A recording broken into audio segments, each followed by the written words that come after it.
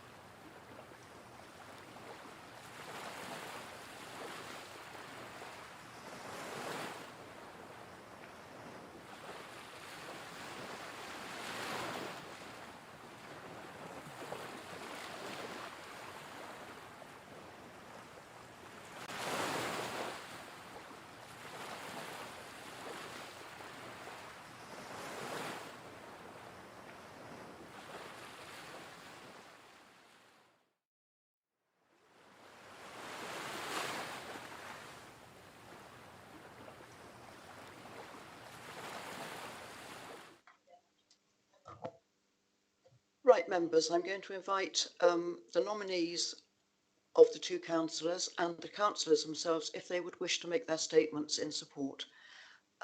Councillor Rigby, are you coming first? I think Councillor Northover wanted to speak first as the nominator. That's fine. Councillor Northope. Okay, thank you. I would like to nominate Councillor Chris Rigby. I think he would be a really excellent chair for this committee. He is really keen for it to be a very open committee where lots of people are involved, and he also is one member who was on the previous committee, so I think that's a really useful bit of experience that he's got, and so those are my reasons. Thank you. Thank you very much. Would you care to speak?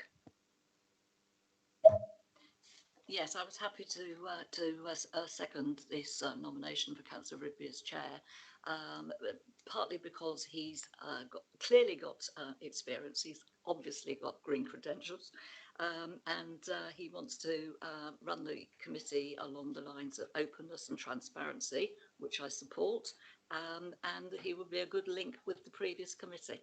Thank you.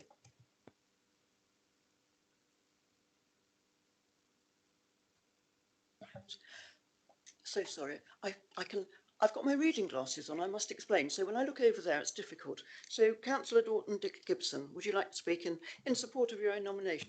Thank you very much indeed. So why do I put myself forward to chair the committee? First of all, we've all been elected to represent the people of BCP area. No one has been elected to oppose. We were elected to work together for the good of the people in the area. Obviously, someone has to run the show, and although the choice of the electorate at the current time, that's the Three Towns Alliance, this is not about political games, it's about improving the lives of our residents. What place does scrutiny play in good governance? It has many functions, and it should not be afraid to ask difficult questions. It's a critical friend is the official phrase, isn't it? If scrutiny is too close to the administration, it's likely to be seen as prejudiced and weak. And I've always held the view that if a decision is made on sound grounds, then being asked to explain them can do no harm. Explaining them in a public forum gives opportunity for our residents to better understand the decision-making process and increases transparency and confidence in elected members. There have been a number of cases, Telford Hospital, child sexual exploitation in Rochdale, where scrutiny has been said to be seriously lacking. My belief is that we need to have a stronger scrutiny, more thorough, and that's what I would seek to be leading here. I have chaired both health and adult social care and the audit and governance at different times, and I've also sat on the predecessor to the place in this panel, so I have a lot of different roles and experience. I have my own views about some issues, like we should not fill our time together with officers reading their reports, which we should have already read, and like it would seem reasonable to expect all members to have read the papers before we meet. I'm aware that nearly half the councillors were newly elected in 2023, and I think an important part of the early meetings will be to offer private pre-meetings while people get their feet under the table. Not mandatory, but to help newer members have more confidence and support as they grow in their role. However, whilst offering suggestions, this is our group, and final decisions on how it run need to be made by this group. I would like to help develop new councillors to help them engage positively and to get the most out of the ONS function. Thank you. Right, thank you, Councillor. Councillor Adams, as the seconder, would you like to speak? I think he's covered it, what he said. Well, we wouldn't have minded you repeating it, but that's fine. Right, members, I think now we will put the secret ballot screen back up while we go into the secret ballot set.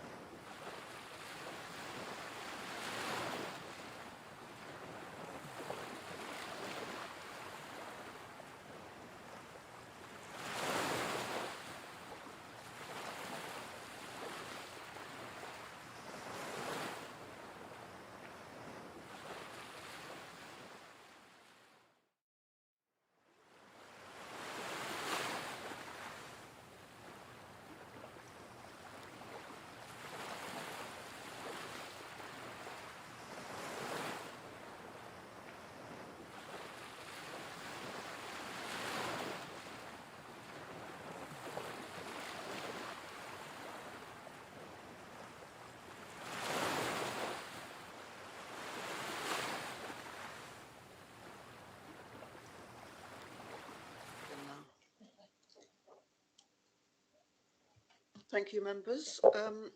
And now I'm going to ask the Democratic Services Officer to announce the result. Thank you, Chairman. So there were 9 votes cast, being 9 members in the room, 7 votes for Councillor Rigby and 2 votes for Councillor Dorton-Gibson. Right, then, Councillor Rigby, I think you've been nominated, seconded and elected in the proper manner, so I can invite you to come and take the chair.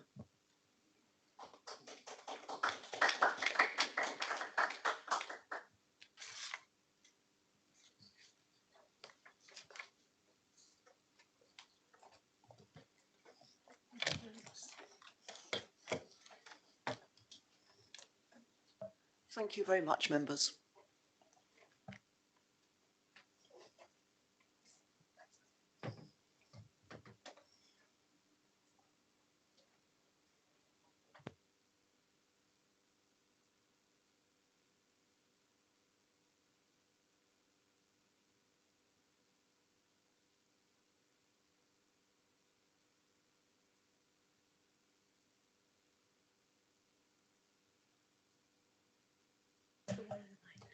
Thank you very much, members. I'm really pleased to have got the chair for that. Councillor Dorton-Gibson, I appreciate what you were saying about working together, and I want to do exactly the same thing. The idea about pre-meetings is exactly the same thing, which I wanted to do as well. So I'm really glad that we're on the same page. And hopefully we can all move forward working in collaboration and add some really good value to what we're doing as BCP Council. So I'm looking forward to working with everyone. And on that, we can move on to item 4 on the agenda, which is the election of the Vice Chair. And I will seek nominations from the floor for the Vice Chairman, please. Thank you, Chair. I'd like to nominate Richard Herrett as Vice Chair.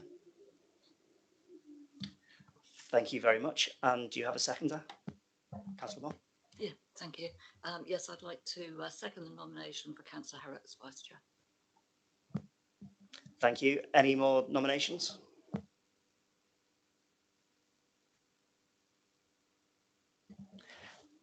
In that case, if there's no more nominations and this is uncontested, then I would like to invite Councillor Herrett to come and take place as the Vice Chair of the Place ONS Committee.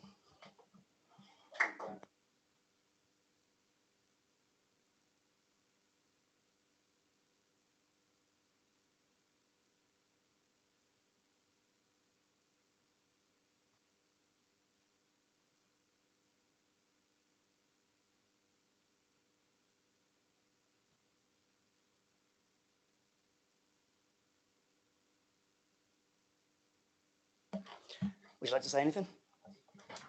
Not to put you on the spot or anything, you know.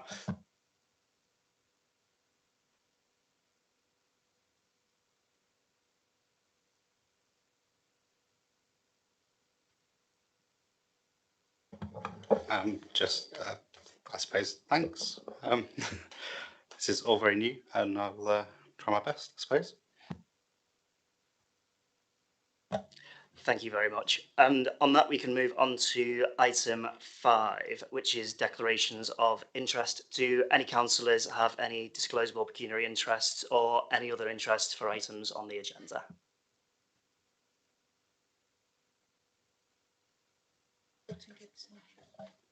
Councillor Dorton-Gibson.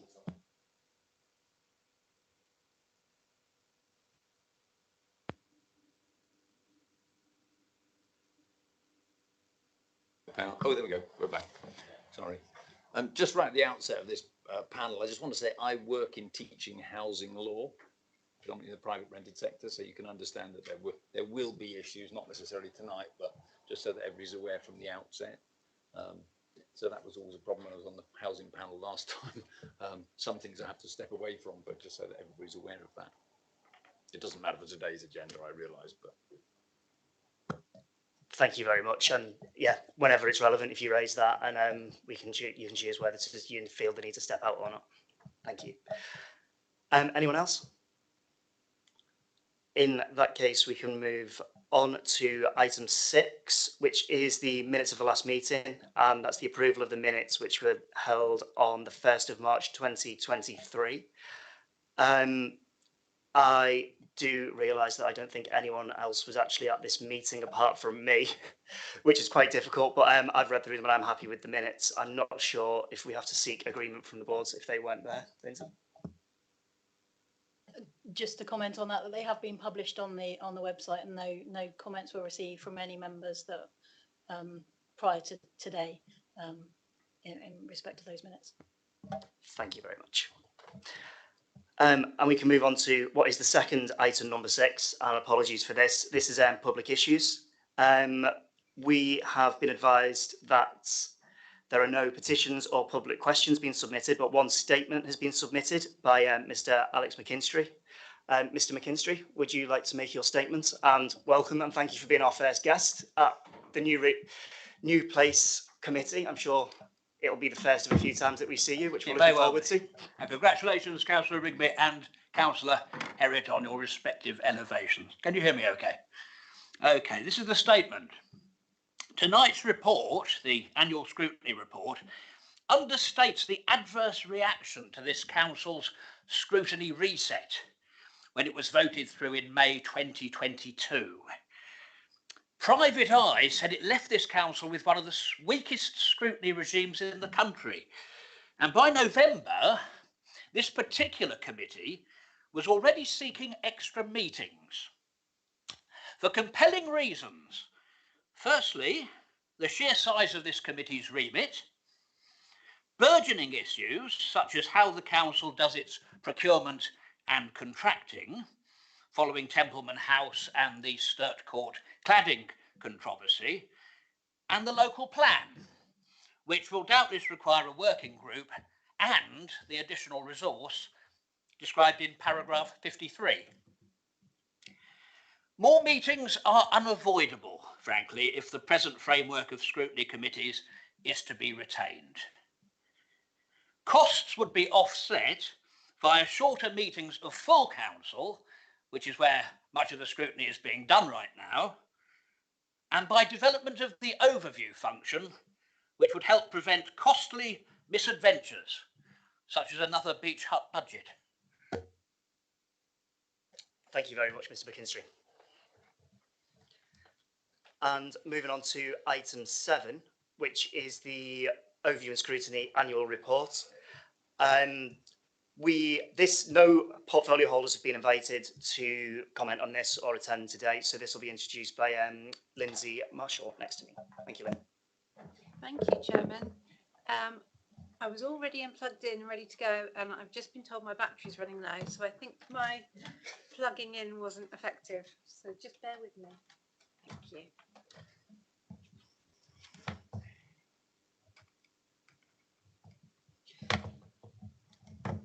Right, crisis averted.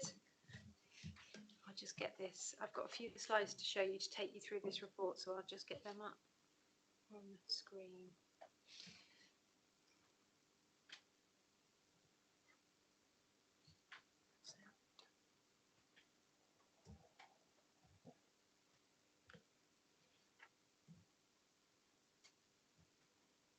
Lovely.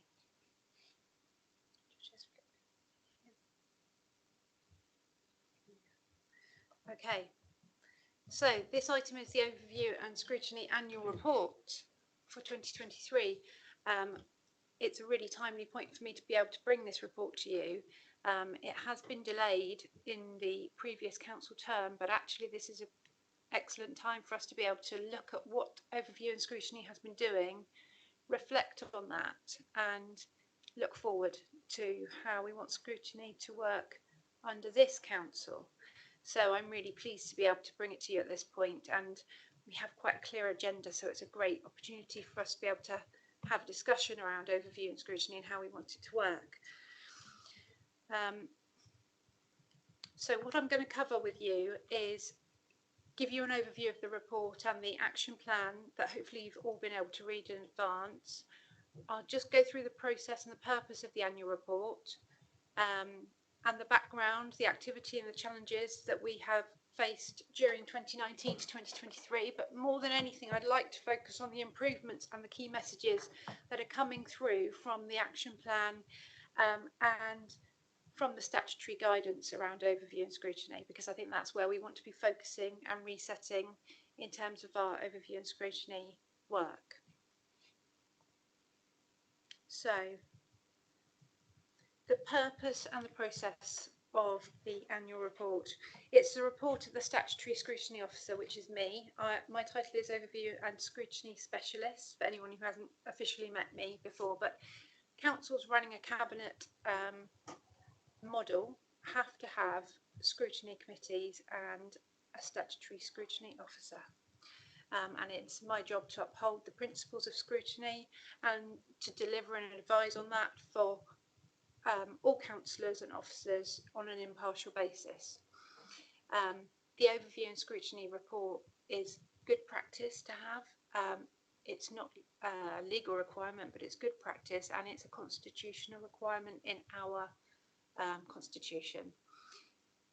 So this report will be received by all the overview and scrutiny committees, and then it will go on to council. And that's really important, because the purpose of overview and scrutiny annual reports really is to explain what scrutiny has been doing, but to raise the profile of it and to help ensure that there is council-wide ownership of overview and scrutiny, because that is how it will be successful when all councillors take an equal part in owning the scrutiny function and helping to develop it and make sure it works effectively.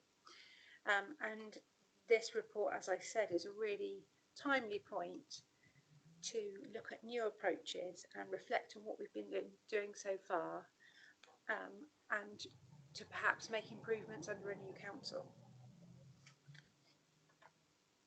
So the background section of the report sets out the statutory powers and what is overview and scrutiny at the start, and that's a really important thing to reflect upon, because overview and scrutiny is uniquely placed to make a difference. The statutory guidance says that the role that overview and scrutiny can play in holding an authority's decision makers to account makes it fundamentally important to the successful functioning of local democracy.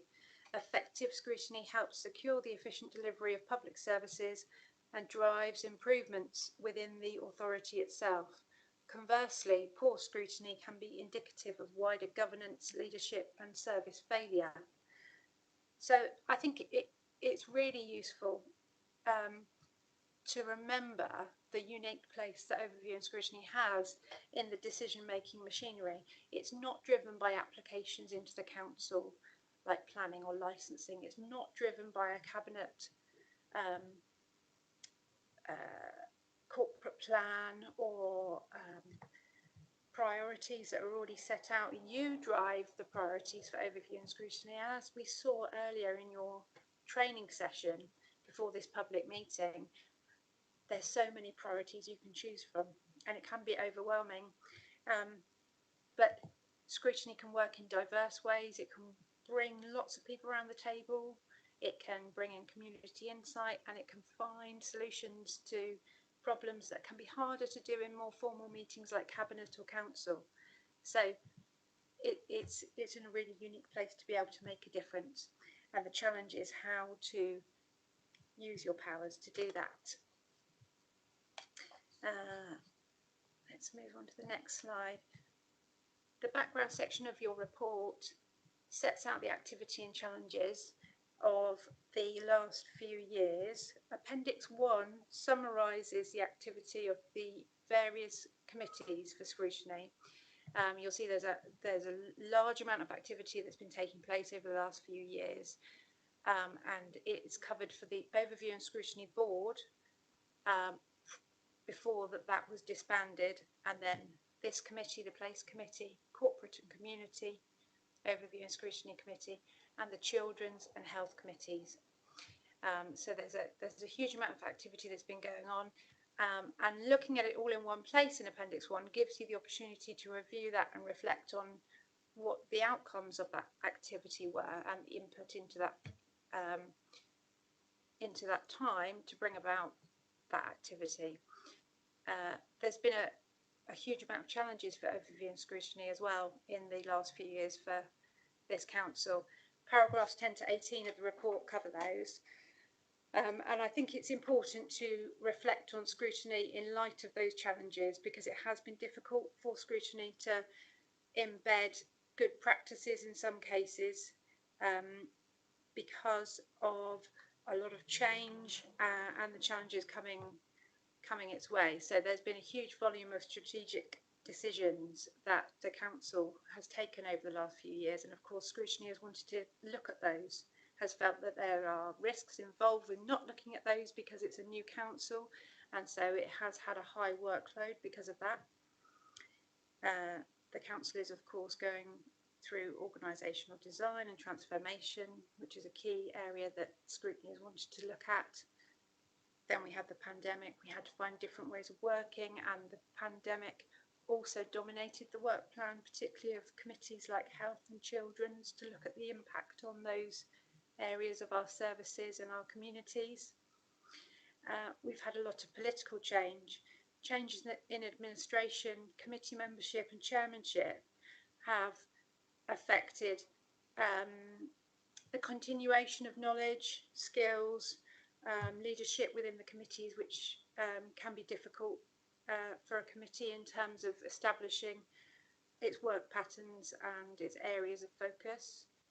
But it's also given the opportunity for the committees to try different ways of working as new chairmen have come in. So it's not all a bad thing to have change in that respect. And then there's been an ONS restructure in terms of the committee structure that was implemented in 2022 and looked at throughout much of 2021.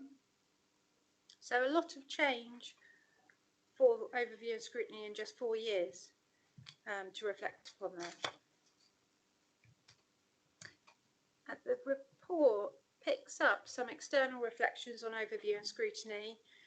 It can often be very difficult to get a good reflection of what's happening in overview and scrutiny because we don't often have inspections in that respect, but there was an LGA peer challenge, so we were able to gain some insight from that. That was November 2021, so some time ago now, and there have been changes in committee set up since then. But just to reflect on what that peer challenge said, of health scrutiny, it said health scrutiny is working well and there are developing links with Dorset Council to join up across the ICS footprint. Partners engage well and the committee's work on the pressures faced across the system, particularly in adult social care regarding hospital discharge and enabling people to remain at home, is a strength. So partnership working there, very important for the Health and Adult Social Care Committee, and that was recognised.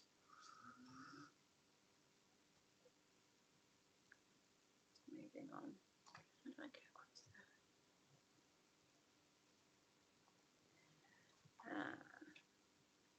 And some other comments on scrutiny from that peer challenge. Political tensions continue to be played out in a way that is not always constructive and risks damaging the reputation of BCP. This risks distracting the council from its ability to unify and move forward in the best interests of the residents and councillors themselves. And another comment was that overview and scrutiny is not consistently adding value and needs to be reset to deliver on its purpose of ensuring that the council is open, transparent, accountable and delivers improved policy and services. So I think it's known that there has been a great deal of political debate that has come through in overview and scrutiny, and that can tip into the adversarial debate, and that this was picked up in the LGA peer challenge. And the other comment there is that ONS was not considered to be adding value consistently, which is a really important question to always be asking of what we're achieving in ONS. So that is a useful, if difficult, but a useful reflection on overview and scrutiny from a couple of years ago. So what has the council done since then to reflect on that? That peer challenge came through just at the end of a review on the overview and scrutiny committee structure, and we were able to take account of that outcome of the peer challenge when developing the structure. So it was felt that the ONS board and the number of meetings of that board were very lengthy and onerous, and the structure was therefore changed to the one that you see on the slide in front of you. The Overview and Scrutiny Board was replaced with two committees, this Place Committee and the Corporate and Community Overview and Scrutiny Committee. Now, of course, with a new council and many new members, there may wish to be changes again to Overview and Scrutiny. That's completely normal. But at the moment, this is the structure that we are working with. And there's a fair division across those four committees. So the meeting numbers and the length of meetings improved to some degree when this structure was brought in, but there was still a high number of meetings which are reflected in the report. And so across the 4 years, there have been many meetings of overview and scrutiny, so a high level of resource required. You'll see that the overview and scrutiny committees aligned to portfolio holder areas, and these are now outdated because they refer to the previous portfolios. So there will need to be some alignment and some advice to the committee so that you can see where they all align to the directorates, but you've already had some of that advice in your earlier training session today, and that's something we'll support you with.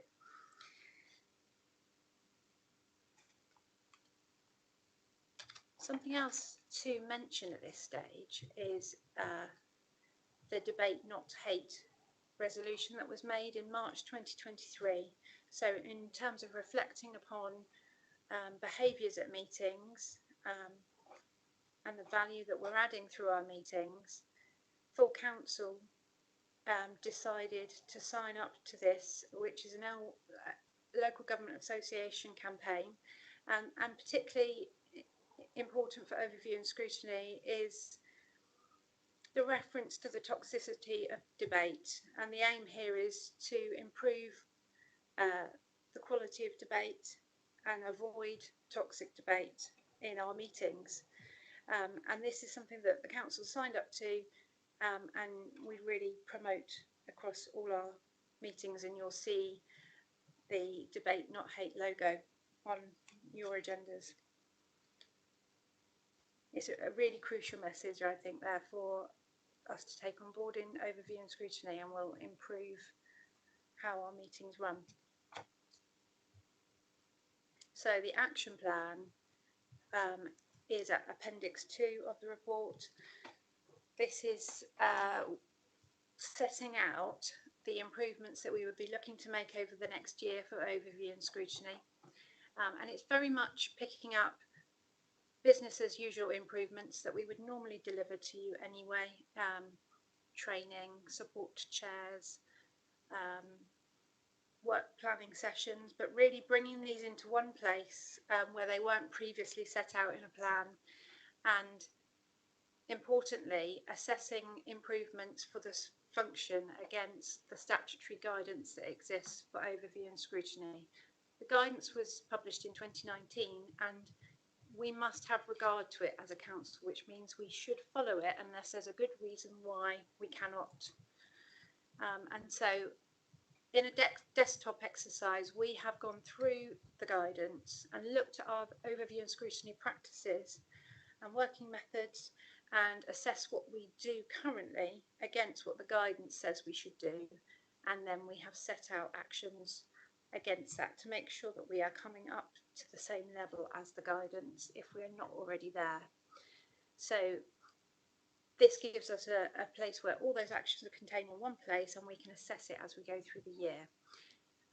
Currently, the actions are deliverable within the current resources, but I should put a big caveat upon that, that if the meeting numbers increase for overview and scrutiny, we may find that it's not possible to deliver the action plan within the current time frame. So there is a balance to be struck across improvements to the overall function and support to your day-to-day meetings. So some of the actions within the action plan are, as I said, are business as usual type actions like training and support to your chairs. Some of them are more strengthening current arrangements like strengthening the executive and overview and scrutiny relationship, which will be crucial to you establishing your work priorities and making sure that you're adding value to the work of the entire organisation, and developing more diverse working methods. So some are going to be things that you're used to receiving support with, and others will be challenging you to look at things in other ways and try other ways of working.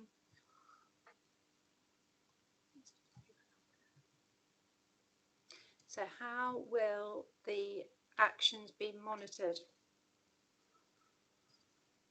The chairs and vice chairs of all the overview and scrutiny committees, sorry, that's very small on that screen. You'll need to look at your laptops to see that slide. The chairs and vice chairs have an important role in monitoring the overall function of overview and scrutiny. Currently, there is no one committee that has responsibility for monitoring the function overall. Previously, the Overview and Scrutiny Board monitored the resource and the output of the function overall. When the board was disbanded, that responsibility was passed to the chairs and vice chairs collectively, and that was written into the constitution. So the role of those chairs and vice chairs is really important in that respect, and regular meetings will be held of those chairs and vice chairs, probably on a quarterly basis as a minimum, and they will be able to monitor, among other things, the action plan and the improvements contained within it. And that cycle will follow through the chairs and vice chairs regularly monitoring it and then feeding back in to the next annual report. Next spring, that will be developed, and then it will report into council next summer.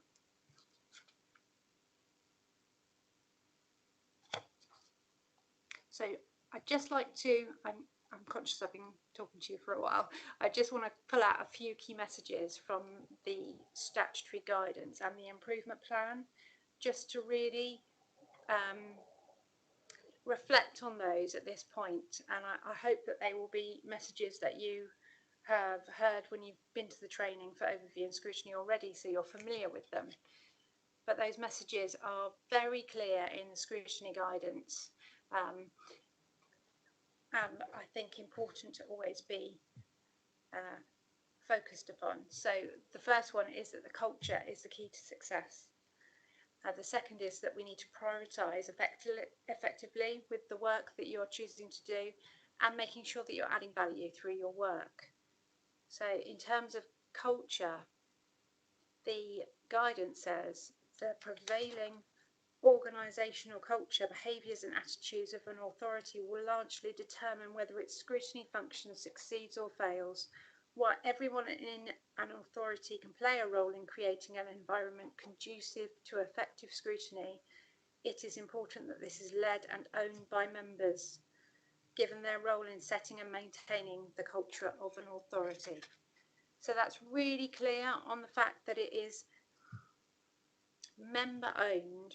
Scrutiny is member owned and driven by members. And in terms of what that means for overview and scrutiny, we're saying here that culture is much more important than the structure. So you could change your overview and scrutiny committee structures, but if you don't get your culture right, you're not likely to have success. And conversely, you could have success with any scrutiny structure if your culture is working right. In terms of expectations of each other, I think that's a really important thing for you to think about as a committee and across all the committees. So what are your expectations of each other on the committee in terms of preparation for your meetings? What are your expectations of your chair over and above leading your committee meetings, and what can he expect from you as a committee to support him, and from his vice chair to support him? What are your expectations of officers, and what can they expect of you in terms of clarity of your requests? And what do you expect of them in terms of bringing information to you and supporting you in establishing your work priorities? What are your expectations, and vice versa, of cabinet members, so that you can be aligning your work to the priorities of the council, and how will that relationship work? Of course, key to culture is constructive challenge with respect. We've already touched on that in reference to the debate, not hate agenda, and relationship building and communication. So how will you communicate your role to the organisation? How will you build relationships across the organisation that will effectively help your scrutiny to run? I think what I'm saying more than anything is that scrutiny, the hours you spend in the committee room are very small in terms of the actual input that you want to be looking at, in terms of relationships, looking at information outside of meetings, keeping an overview on important topics, in order to generate success. But moving on.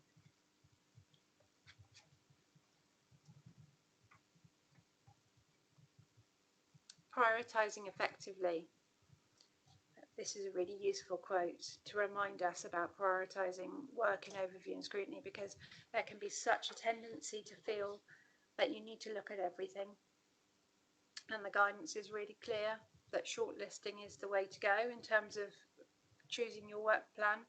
And it says scrutiny members should accept that shortlisting can be difficult. Scrutiny committees have finite resources and deciding how these are best allocated is tough. They should understand that if work programming is robust and effective, there might well be issues that they want to look at that nonetheless are not selected. So that can be a difficult one to deal with, because you will have requests for scrutiny of different topics from all different colleagues. You'll have suggestions from officers, you might have suggestions from cabinet to look at different things, but your scrutiny agenda is yours to own, and you determine which items you look at. So that's where the councillor ownership of scrutiny comes in and is really important again. Forward planning is going to be really helpful and important for you. I mentioned earlier before this meeting that you've got workshops planned for all the overview and scrutiny committees between meetings 1 and 2. That will give you an opportunity to look in detail at what items you want to prioritise, and to really test those items to establish why they are your priorities and what value they're going to bring. Establishing a role and communicating that for your committee will also really help you with your priorities. This is something that has been done before, but is not always done consistently across committees. So either taking a lens or a focus to say, we're going to look at everything that has a high risk, or we're going to look at everything in terms of its community impact or its impact on the environment. Or I know councils that have looked at everything in terms of their impact on mental health. You can take a lens and you can choose to scrutinise through that lens, and that will be your focus. Or you could say, we've got 2 or 3 priorities for this committee, and this is what they are. And that will really help you to establish your key areas, and also help the cabinet and officers know what sort of things you would like to be looking at and you're going to be interested in. So that can be really helpful in terms of establishing your role and communicating that to the rest of the organisation, so that everyone can work together to the same scrutiny aims. Allowing sufficient lead-in time to plan for effective scrutiny sessions. If you do your work planning on an annual basis, that gives you the opportunity to plan for those scrutiny sessions and to think about who you'd like to bring into those sessions. What evidence would you like to bring? How can you test what you're learning through your officer report? Leaving space for arising issues. We know that there are issues that are going to come up through the year that you're going to want to look at. So leaving space on your agenda to do that will be helpful. Working in diverse ways, so receiving information outside of the meeting when it's information only will assist you in that, rather than doing it all in committee. And being realistic about your resource. How many meetings have you got? How many agenda items can you fit into that collection of meetings? And what can you achieve in that? Right, I'm conscious I've been talking for a while, so I'm just going to cover added value, and then we'll move on to any questions and any comments that you want to make on the annual report. So final key message of the scrutiny guidance and the improvement plan is to add value through your work. The guidance says effective scrutiny should have a defined impact on the ground, with the committee making recommendations that will make a tangible difference to the work of the authority. So that's a real challenge, isn't it? Looking at your work plan, establishing something where you can actually make some tangible recommendations, and then where can those recommendations actually impact your communities? That's the aim. That's the ultimate aim of overview and scrutiny. So thinking about things in that broader strategic sense are really important. I think we made some comments earlier today in your training session which were really helpful, looking at homelessness, you know, and the path that our service users go through to be assisted in that sense. If you find an area where that is useful to look at and you can make some tangible recommendations, you could really make a difference to our service users. So it's about looking at things that way, scoping down to make sure that you're finding that area where you can really make a change and add some value.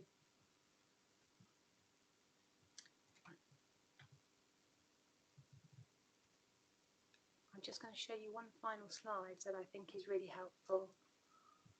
You might have seen this in the training. This is timing for impact. So when you're considering what things you want to look at, bearing in mind what impact you can have on that issue based on the timing is really useful. So if we look at issues that are about to go to Cabinet, pre-Cabinet decision scrutiny, we're all used to looking at Cabinet items. That would be the decision is imminent box. And if you look along there, you could probably accommodate some small amendments to a policy or a strategy that's about to go to Cabinet, but that's about as much influence as you can have on that item. If you go back a level, if a decision is planned in the future, for example, a strategy or policy that might be coming through, but it's not yet fully developed, you can contribute to policy development and commissioning. So, in short, the earlier in the policy journey that you can get involved, and I know the chairman has suggested this earlier, even suggesting policy changes, doing some work, some evidence-based work, so that you can suggest policy of your own, the more influence you're going to have, rather than waiting until later in the policy journey. I think that's worth bearing in mind, and I just thought that was quite a nice slide from the training that illustrated that. So I've gone through that in quite some detail, and I'm sorry for talking at you for a while, but your recommendation in your report is to consider and comment the annual report and the action plan. So I'd be very grateful to hear anything that you have, any questions, any comments to feed in at this stage. Thank you very much, Lindsay. That's really detailed and I think really useful for us here in the room, and particularly anyone following along at home as well, who have been wondering what overview and scrutiny are doing. If I may, I think it's great. We've got a real opportunity here to reboot how we do overview and scrutiny, and I think we need to take the opportunity to do so as well and start working in a much more collaborative way where we actually influence and build on policy and help what we're all trying to achieve. So I think all of us are here because we want to help the residents and put the residents first, and that's what we should be doing as an overview and scrutiny committee. It's worth saying at this point, I think, that there are some planned structural changes to the overview and scrutiny committees as they current administration, with this place committee taking on more of a focus on climate, environment and sustainability, along with some other bits and pieces that will be decided by the administration. But I do know that all the chairs and democratic services are going to be involved in that decision as well. So we'd also welcome your feedback on exactly what we should be focusing on and how those structural changes should be going. And I can take them forward into the discussions as well. But if I can ask if anyone's got any questions or comments for Lindsay now on the report.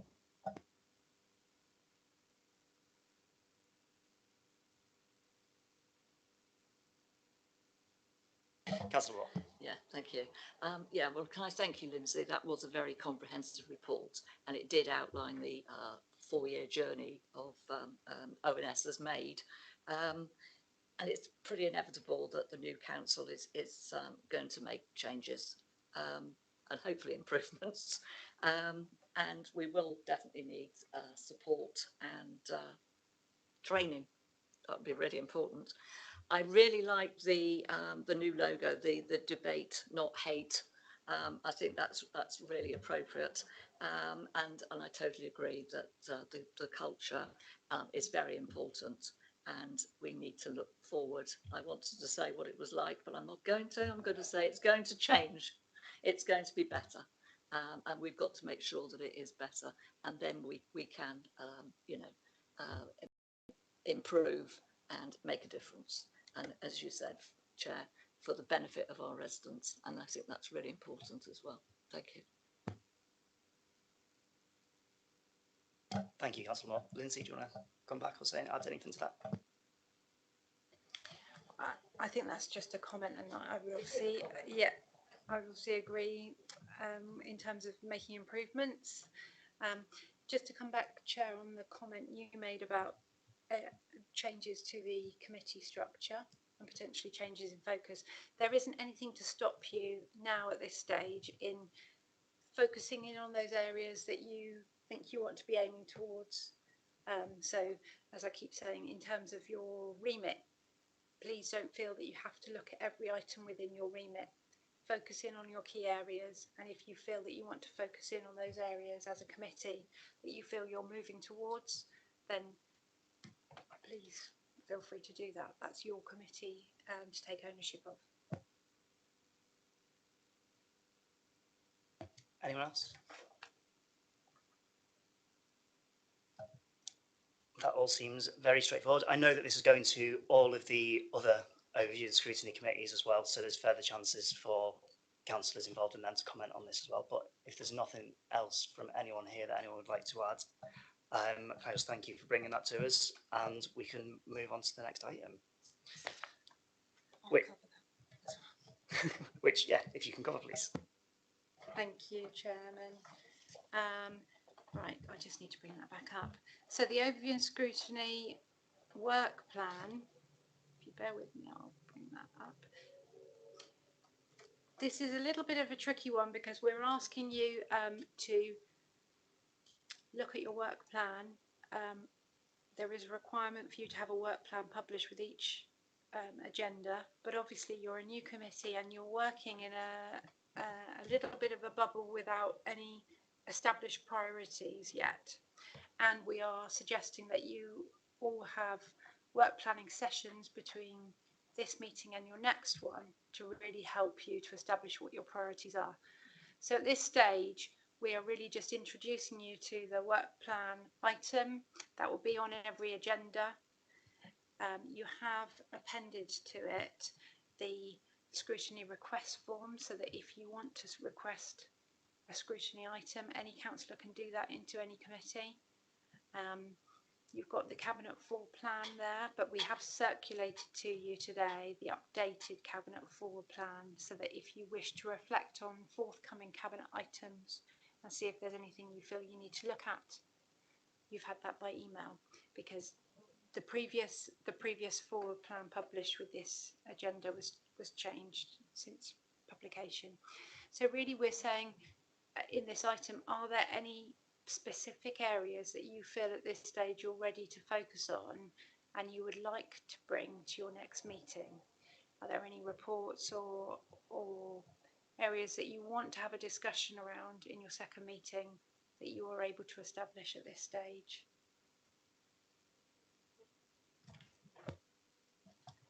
Will we have a planning meeting before our next meeting to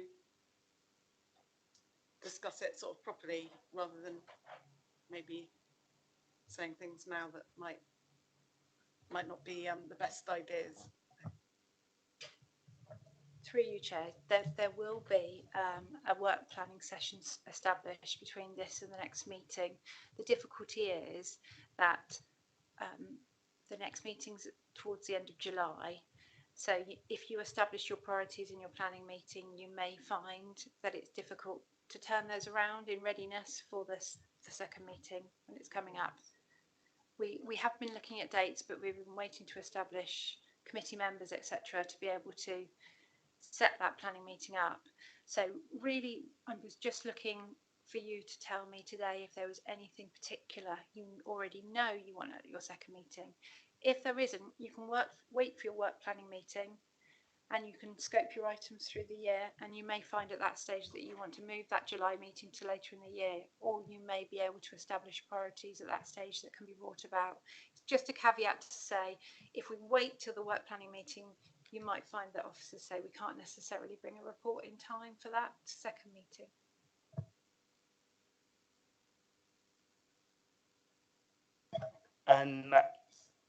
Sorry, I had two hands up there. Can I go to Councillor Dalton Gibson first, and then come to Councillor McCormack? Yeah, can I suggest that we might look at the planning reform that's going through? That's in September, so if we don't talk about it at the next meeting in July, our next meeting's October, so we'll have missed the boat. But with an sort of environmental head-on and a housing head-on, I think there's quite a number of very significant issues that we might want to talk about there. Okay, thank you. Councillor McCormack? Yeah, I think the use of B&Bs for families. We heard earlier today that we've got 90 families in B&B, homeless families in B&B. So I think we can probably start off by adding that one right from probably day one. I think most people would agree that's an unacceptable level of families to have in B&Bs. And perhaps one for later on is the pathway, the homelessness pathway. So the process we use from finding somebody on day one sleeping, rough sleeping, to how we get them into accommodation at the end. So the journey, yeah, the homelessness pathway. But perhaps that one's not for today. Perhaps we need to put more thought around what exactly it is in the pathway that we'd like to scrutinise. So I think both sound like very sensible items from my perspective.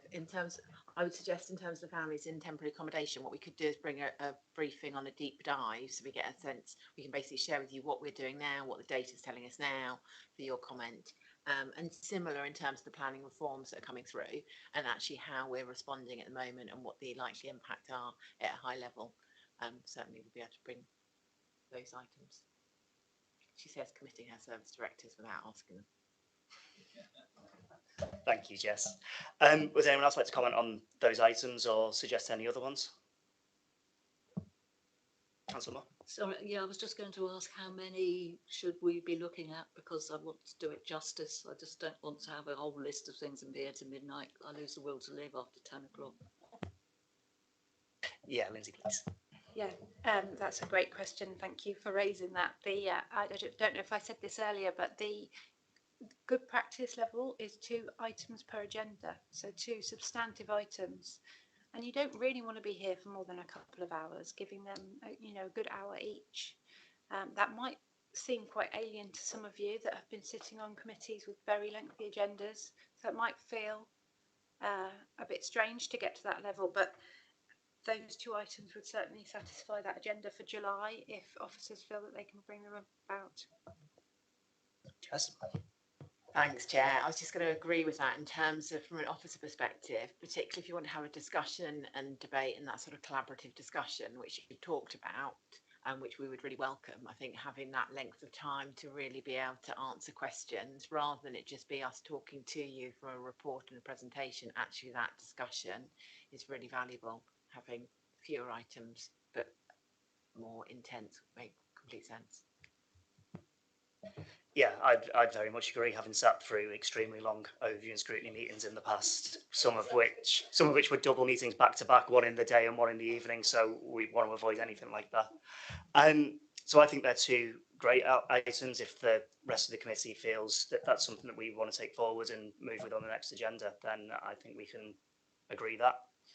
And the other thing I'd want to draw people's attention to is the forward plan, which has been published in these minutes. We already have 7 items left over on that from the last version, I'll keep calling it the last version of this committee, we may want to remove some of these, we may want to keep some of them on.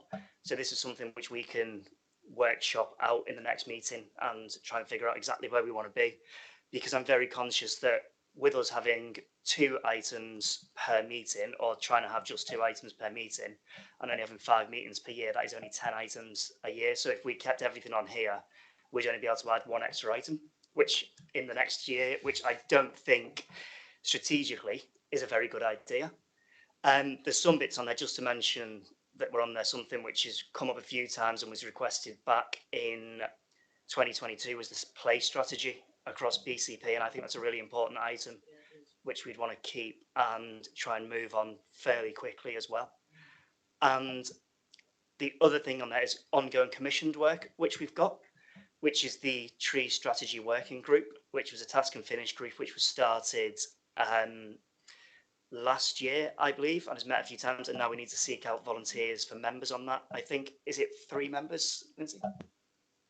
Thank you, Chair. I think we had 4 members on the last Tree Strategy Working Group, but I think we've lost them all.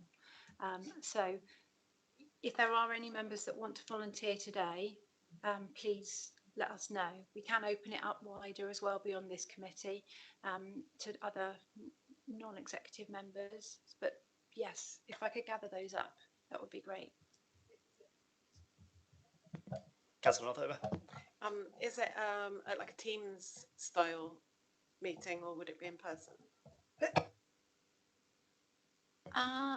Chair, I'm not entirely certain whether they've been in person or Teams, but there might be possibility for joining by Teams if you can't make them all in person.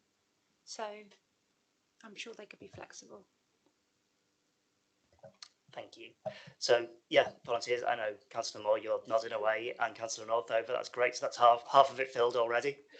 So if anyone else is interested, please let me know, and we can get that restarted. And we'll also look for members outside of this group if anyone's interested. Perhaps some of the members who were previously on it may want to continue. I think we still have 1 in the council, maybe 2.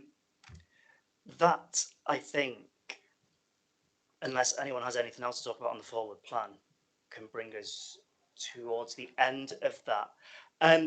The only bit I'd like to add and get an idea from the committee is pre-meetings for our other main meetings, where we can come together and sort of a few days or in the week leading up to the main meeting and just have a separate meeting on Teams, be it just to discuss what questions we're going to have, if we need to pre-brief officers on exactly what we'd like to focus on in their report, so we can get the answers there and then on the day, rather than people coming back to us. And also avoiding the thing, one of my favourite things is where people put their hands up to speak, and by the time it actually comes around to you, someone's already asked your question, so you end up just scratching around for a question that's not that particularly relevant to where you are, just to hold your place in the queue. So if people were keen to do that, I'd be very happy to put that in the diary, like a week before our meetings are scheduled, something like that, just for an hour, so we can get together.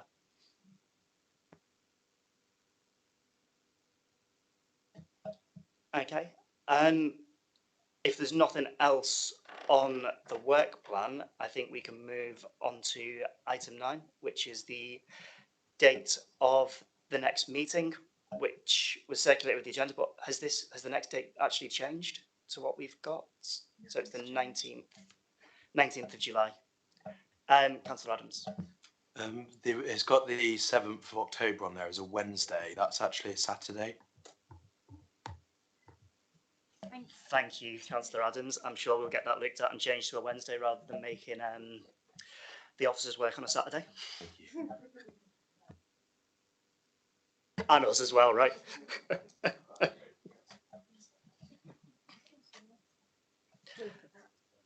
Yeah, okay, that'll be looked into and we'll get the proper date circulated. Okay. 11th, so that's the 11th of October. We can check that and get it circulated. It's a Wednesday. Okay, if there's nothing else which anyone would like to add at the end of this meeting, we can look to bring it to a close. Okay, well, thank you very much. I'm looking forward to how we continue this committee. I'm looking forward to having our workshopping sessions and the next pre-meeting. Thank you for joining us. Thank you everyone who's been joined us in person and online. And with that, we can close the meeting. Thank you very much.